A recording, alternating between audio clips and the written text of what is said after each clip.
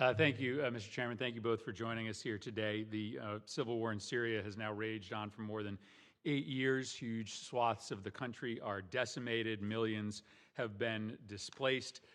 Though the crisis may have faded from the headlines, it's in part due to the fact that the international community has just accepted these tragic events as the new normal. Syria is now where international law and the rules of war have gone to die. War crimes once considered unthinkable and outrageous, the bombing of hospitals, chemical weapons attacks are now commonplace.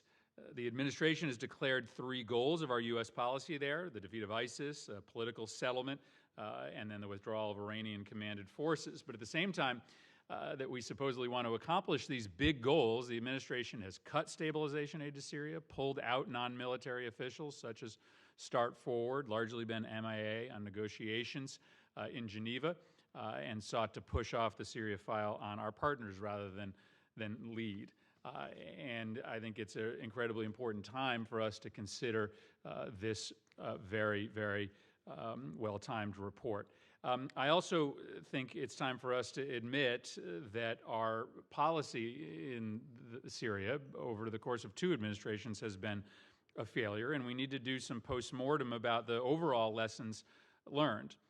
It's clear that our policy has failed, and despite the Obama administration's significant covert military support for forces opposing Assad, the war has continued to rage for over 8 years. Our decision to provide the rebels with enough support to keep going, but not enough to actually defeat Assad, served to drag this war out and kill thousands more innocent people than had we limited our involvement at the outset. Now, some will argue that our mistake was not intervening sooner, which would have kept Russia and Iran out of the Syrian theater, forced Assad to step down, and allowed for a political process to move forward.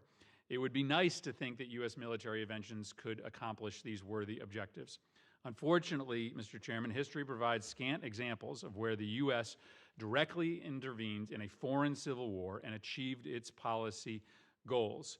These types of interventions always sound good on paper, but often end up getting us bogged down into a quagmire as they confront the messy reality of insurgencies, imperfect partners, unreliable intelligence, and unintended consequences. Sometimes military restraint, though it may feel unsavory in the face of evil, it's sometimes the best policy if our action will ultimately create new problems than it solves. I hope we're able to talk about these broader realities as well as the path forward inside Syria itself. We have a lot to discuss today, and I look forward to hearing from our witnesses.